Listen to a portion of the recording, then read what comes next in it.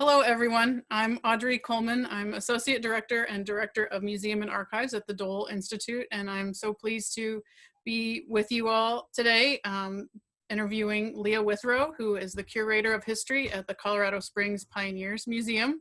The Pioneers Museum was the first traveling site on the tour of our League of Wives Vietnam's POW MIA Allies and Advocates exhibit. They were a funding partner, and the original funders of the exhibit that debuted at the Dole Institute in May 2017 are actually from Colorado Springs, Harlan and Alice Ann Oaks. So we have a lot of connections with Leah in the Colorado Springs community, and I'm so pleased you could be with us today, Leah from Colorado Springs. Thanks so much, Audrey. Thanks for asking me, and I'm thrilled to be here with you. So one of the most wonderful things about this story are the women leaders, but also how it's a national story with large impact, but it's got these very ties to close-knit local communities all across the country, and Colorado Springs is one of them. Would you talk a little bit about what the story of the POW MIA wives means to your community in Colorado Springs? Absolutely. And first off, I should state how grateful we are to the Dole Institute for bringing this exhibit to our attention and then allowing us to be a sponsor and allowing us to be the first host of the traveling exhibit, because there's so much we didn't know about our own community.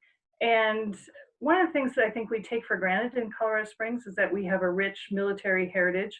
So we have lots of history of service and sacrifice in the community. We have 5 military installations in Colorado Springs. We are literally surrounded by the Air Force Academy, Schriever, Peterson, NORAD, and Fort Carson. So it's kind of an understatement to say that we have a really strong military component in Colorado Springs. We are a favorite place for people to retire to after their service. If they've ever been stationed in Colorado Springs, they come back. So what this story allowed us to do is dig deeper into the more modern history of the military influence, into the 60s and 70s. And what we didn't realize until the Dole helped bring it to our attention is that we had all these heroes amongst us. Some of them were people like Helene Knapp and Joan Pollard, who were women who championed the POW cause in Colorado Springs and were leaders here in Colorado Springs of the National League of Families, and then others who assisted them, like our Vice Mayor Larry Oaks, turned out to be a champion of the organization, helped support the women, and actually led a group of Colorado Springs residents to Paris in 1970, delivering protest letters to the French embassy. We had all of these individuals who were living amongst us, and we didn't know that they had this really important story. And first of all, Helene Knapp is, everyone fell in love with her. Everyone fell in love with her story. And she's, your exhibit highlights her work. She became national coordinator of the League in 1972. But in Colorado Springs, she is a young woman. She's a young mother. She's raising her children. Her husband goes off to Thailand. He's a F-4 fighter pilot. And one day she gets a knock on her door and he's gone missing. And she is not originally from Colorado Springs. She is one of those many, many, many stories of folks who are stationed here. And after it's determined that Colonel Herman Knapp is not coming back, she spends the rest of her life in Colorado Springs. She raises her children. She's deeply, deeply involved in the arts world here and supporting the opera and the symphony. Everyone knew Helene Knapp, but no one knew that she had this powerful story. So when the exhibit came to Colorado Springs, when we worked with you to bring it here, we were able to add an additional section to the League of Wives exhibit that focused on all of these individual stories, these individual players, and the impact was profound. First of all, we had 80,000 visitors who came into the galleries during the almost year that we had the show in Colorado Springs. And it provided the opportunity to have lots of conversations, both about military service, but also the service of family members, what family members go through. And it's a conversation that can be kind of tough to have unless you have a great exhibit to work with, unless you have someone like Helene Knapp, who is there to give tours and to talk to people about what it was like for her and other women to be left behind here in the States while their husbands went off to serve. And some of them came back, and in Helene's case, they did not. So this was probably one of the most important exhibits we've ever done. It resonated throughout our community. We still get asked questions about it. People have actually asked if it's coming back, Audrey, and I've had to tell them it's not right now, not that we know of. And it provides a space to talk about really difficult topics. So we feel really fortunate to have worked with you on it. Thanks. No, it was so exciting to see the exhibit on display at your museum, because that's really what we wanted to do, is not do an exhibit that was static, that stayed the same in every place, that we wanted to move the exhibit to the audience that it would be most interested and well received, and also have you all put your personal touches, so to speak, on it to make it really the most meaningful. It was so wonderful to spend time with Helene, and also with Joan, who has a fascinating story of her own. Joan Pollard does have a fascinating story. So Joan and her husband had been here with their family at the Air Force Academy. He was an instructor, one of the first instructors at the Air Force Academy, and then he actually asked to go to Vietnam. So when he went to Southeast Asia, Joan took her family, their children, back to Kentucky to be near the Pollard family, so they'd be surrounded by loved ones and have a support system. When Mr. Pollard was shot, when Major Pollard was shot down, Joan stayed in Kentucky and became really active in the National League of Families movement there. But she felt drawn back to Colorado Springs because she heard about all the great work that was going on in Colorado Springs, because the women here who were working on behalf of the POW MIA movement have the support of our Vice Mayor, Larry Oaks. He actually asked that space be created in the basement of our police department building for them to have their own offices and to have their own telephones rent-free. He, as I said, he accompanied a trip of Colorado Springs residents when they went to Paris.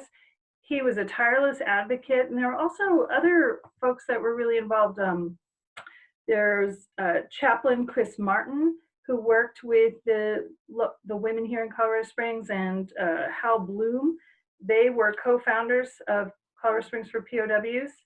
And so Joan heard about how supportive Colorado Springs was as a community, and she remembered fondly her time here at the Air Force Academy, and she wanted to be connected to a military family because she wasn't near an air base in Kentucky.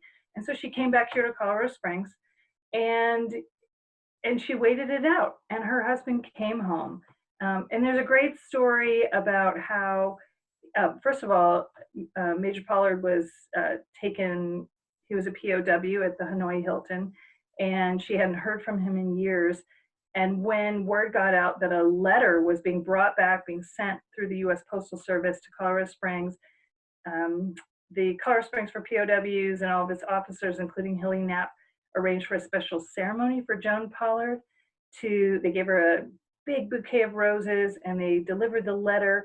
And there, for the first time, she opened this letter. She hadn't heard from her husband in years, and there she saw his handwriting. And it's a beautiful story. And so she's forever connected to Colorado Springs, and Colorado Springs is forever connected to her.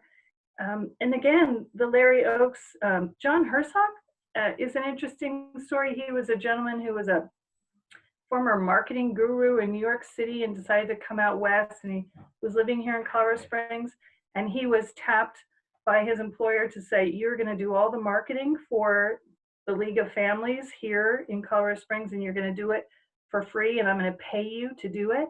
So John created a marketing campaign that was wildly successful. There's just a lot of energy and positivity supporting POW and MIA families here in Colorado Springs. And everyone we talked to, we were able to identify and conduct oral histories with folks that were living here we didn't even know. that their husbands had gone missing or were POWs in Vietnam. So we're able to interview them, interview family members. Actually, we created an entire archive really out of this experience, and that never would have been possible if the story hadn't been brought to our attention by the Dole Institute.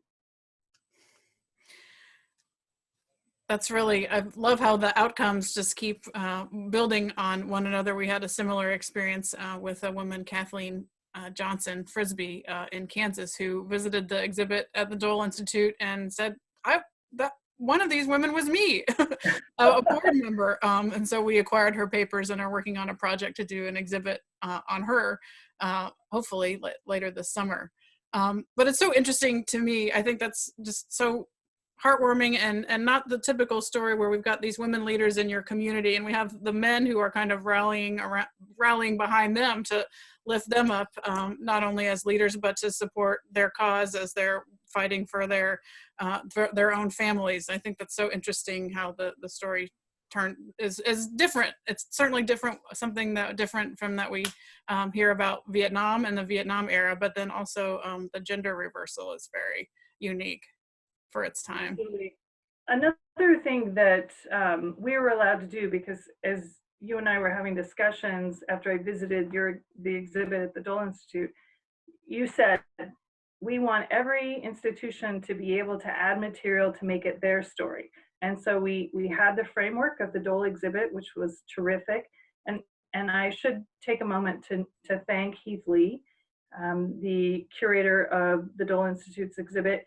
We wanted and we need and we expect the best quality. We are an AAM accredited museum, and our mission is to build lasting connections to the Pikes Peak region, and we want to offer our visitors the best. We want to offer them the latest scholarship, new research, new approaches to studying history and to make connections. And we knew that the product we would receive from the Dole would be of extremely high quality, and it was. And then we were able to do our own scholarship and add to the exhibit. And so as it came to us, the story is largely, not exclusively, but largely about Navy wives, right? Sybil Stockdale and others that were working on both coasts. And the story in Colorado Springs is an Air Force story. And so we went to the archives of the Air Force Academy, which actually has an amazing special collections of POW material, primarily from World War II, but some Vietnam era material as well. And we were able to dig into their cache of materials, do our own research. They generously lent us material. And so we were able to, represent Colorado Springs military branch of the story, which is Air Force. We're able to tie that in pretty seamlessly, I might add, with the Dole Institute story. And again, because we have either so many servicemen and women in our community, or retirees, or even Air Force brats like myself who live here, they were able to see themselves, even if they didn't have a loved one go missing in Vietnam, even if they didn't have a mom or a grandmother who worked on behalf of the POWs and MIAs, still it's a story they could connect to. They could imagine themselves what that would be like. And it ended up being a huge teaching tool. We took advantage of the year that we had the exhibit to do a lot of school tours, mostly with high school and college level kids. We did some, we did some special programming. We did some Skype interviews. It ended up really providing an opportunity for people in our community to either connect directly to the story or to even have empathy, to create empathy for others who maybe didn't have this challenge, but they're experiencing their own. So it was just really meaningful on all levels for us. What were some of your, you mentioned objects and acquiring collections and things like that. Did you have any particular items that you felt were showstoppers or keystone items of the exhibit that you all put together? So from the Air Force Academy specifically, we received some of those secret maps that the pilots would have carried, maps that might have helped aid them get out of Southeast Asia or evade capture, those sorts of things. We also borrowed from them a set of cards of Navy flyers, and they would track any radio accounts of these flyers if they were overheard on the radio or if anyone heard any excerpts of their names being mentioned. And you know, it's today that information would all be computerized, but they were actually making hand notations on these cards because they're trying to keep track of all these men that were shot down over Laos or Vietnam. My favorite artifact of all in the exhibit came from Helene Knapp, and she's really the star of the Colorado Springs story because she is the tireless champion of Colorado Springs for POWs, and again, a leader in the national movement.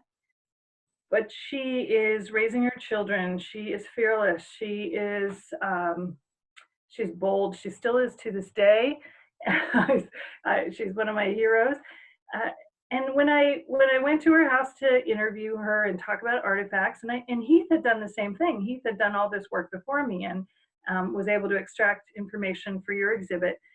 And I said, you know, Helene, I'm really looking for something that is emotional, something that is personal. I really, really want people to know what it was like to be you when you heard that your husband was shot down. And by the way, Helene, when they brought her that news, she knew that Herm was gone. She just believed that he was gone, and it turned out she was right. So she said, I don't know what I have. And we spent some time talking, and I said, just think of something you is so personal you wouldn't even expect a museum to be interested in it. She said, well, I have these socks that I was knitting, but you wouldn't want to see those. And I said, tell me the story.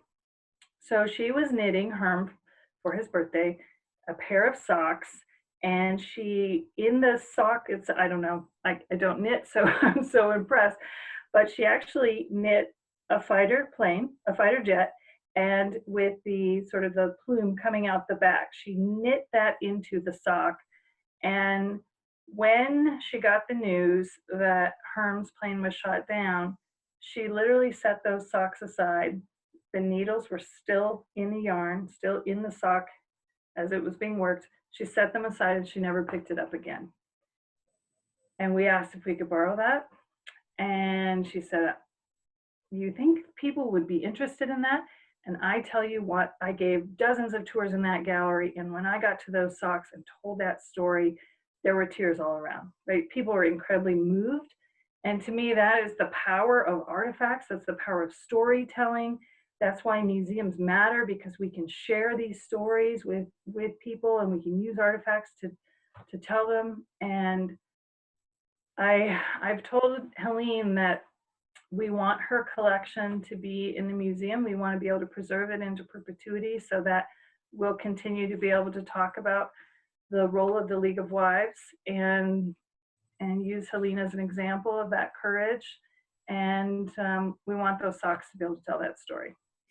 So she's promised me that they'll come to the museum. Not anytime soon.